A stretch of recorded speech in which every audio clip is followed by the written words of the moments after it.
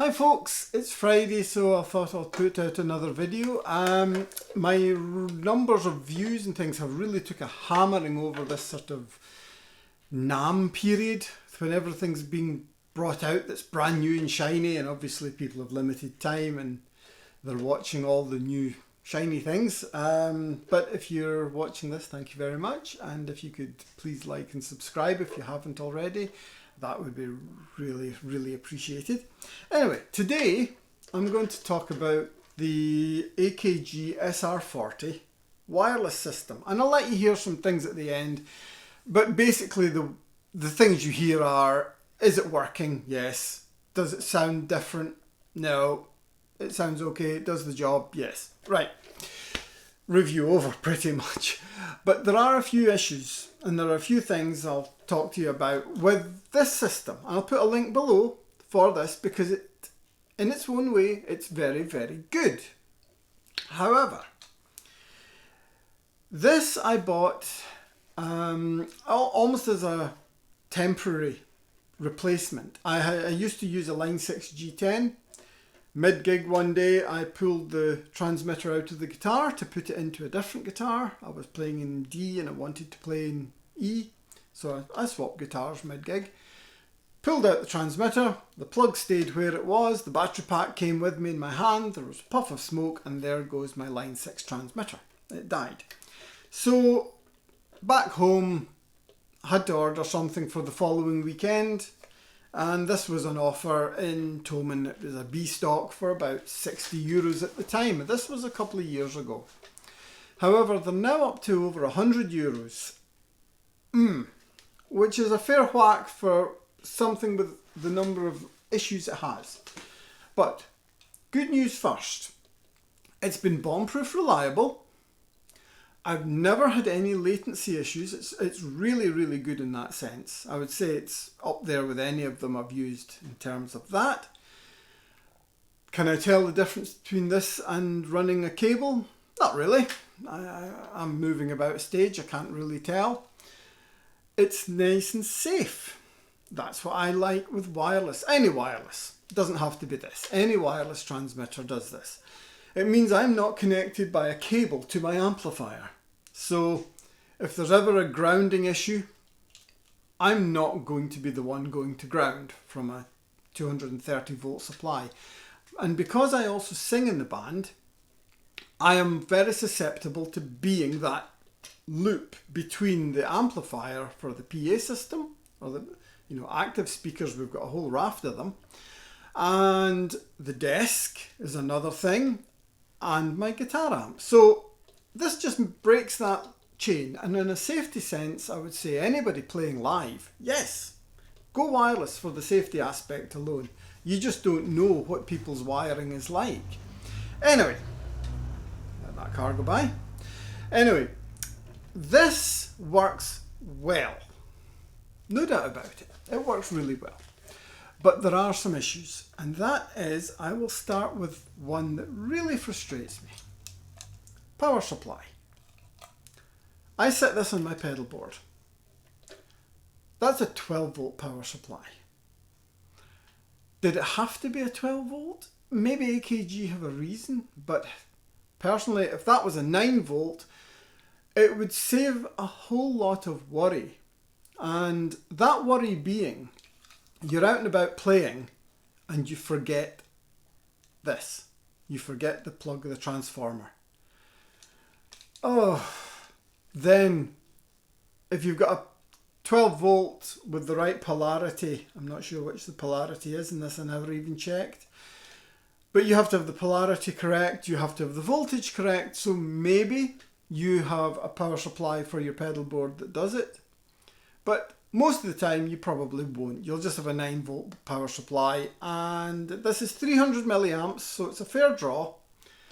So you might not have the power to spare, you might not have the correct voltage, so if you forget that, there's your wireless defunct for that gig.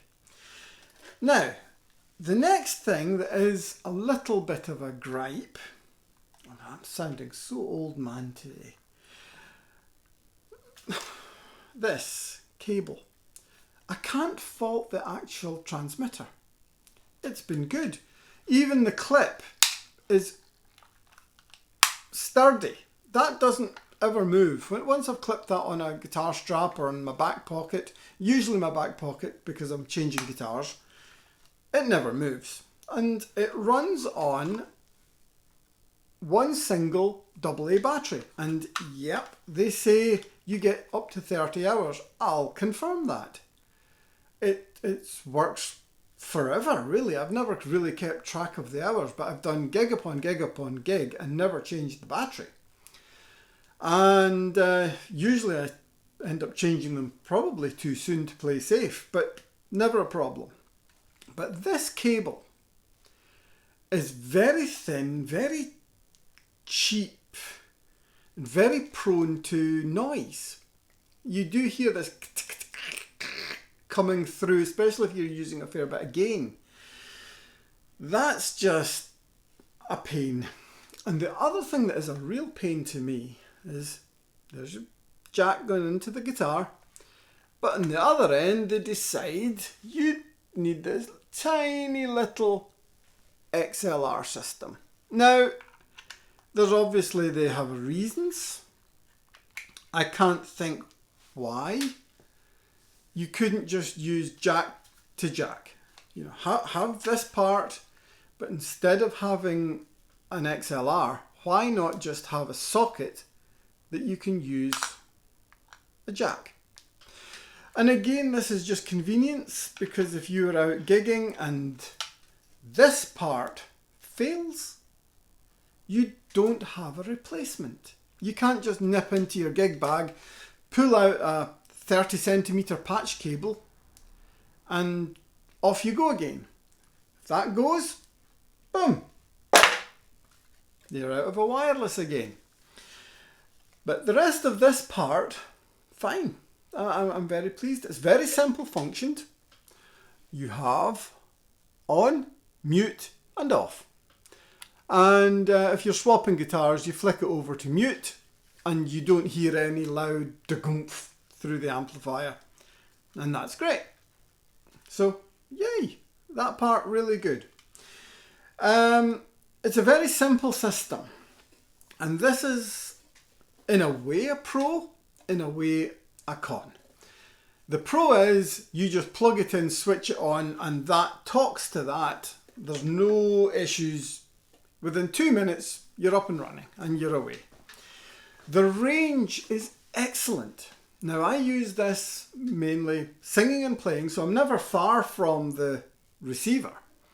However, when I'm doing sound checks, I'll jump down off the stage and I'll wander right out into the kind of area, the audience area, away to the bar at the far side, and wander around and play while I'm hearing what it's sounding like from to the left side or to the right side, and right at the back, right at the front, where it's sounding bad. What can we do? Do I need to tilt a speaker this way or that? Is the mix good? Then wireless systems for that, any of them, are brilliant. So yep, range, I've never had a problem. I've never had signal drop out. So AKG for that, big win. The thing that's a shame is there are now plenty wireless systems on the market at this price range that will offer you 2, 3, 4 different channels. This is one. So you really have to be aware that either you're the only person in the venue that's using it, and I won't just say in the band, I would say in the venue, or they're using something completely different. And that's frustrating, but you've just no options at all. I know the models up give you options. I had the model up and I think it gave you 14 channels.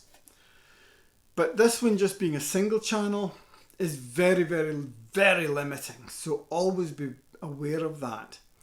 But plug and play, simple. You have a volume there, which I tend to run just shy of full up.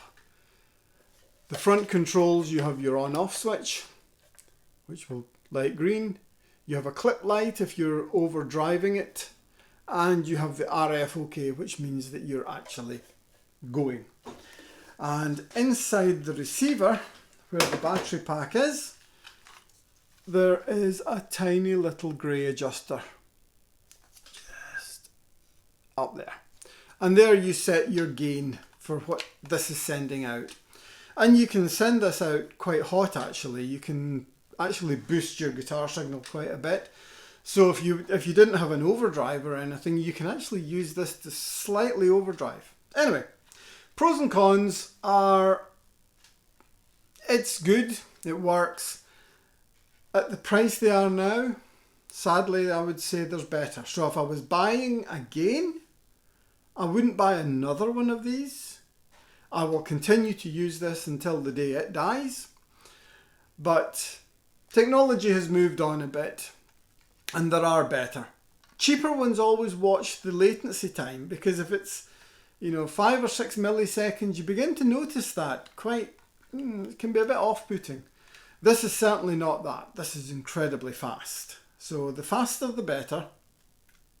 This works well. It's basically, this is an older technology. It's not digital, it's an analog RF frequency. It's just a radio transmitter. Always check your legal requirements in the country you're in, but most of these are designed to work anywhere. This is all European certified. This is the PT40 Mini Pro. That is the SR40 Mini Pro. And as a unit, it's good. It could be better.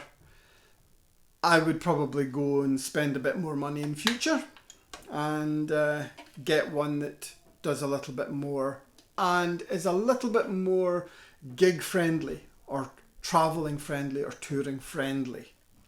But if it's just yourself and you want to play safe, as in you don't want to fry yourself with mains power, perfect. Convenience of walking around, perfect. Yep. Good bit of kit, could be better. And on silly things, cables, plugs, a couple of channels even. So I'll go and I'll plug it all in and I'll give you just a few sound samples just so you know that it does work. I'll maybe compare it with an actual cable, see if you can spot any difference. Back in a second. Hi folks, right, I'm back. So I have my Ibanez Gem and we have the wireless transmitter. So simple enough.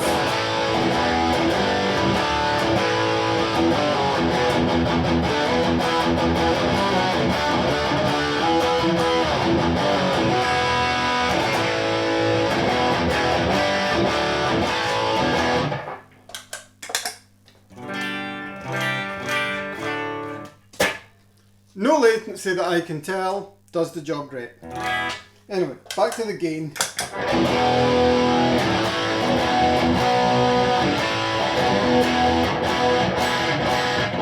Okay, back in a sec, I'll swap it over to the cable.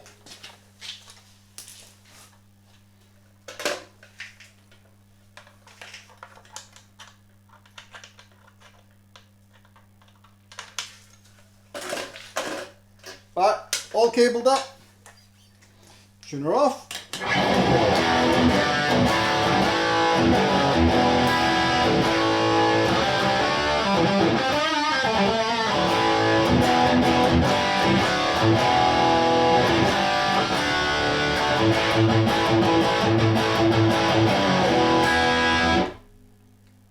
There's really no difference.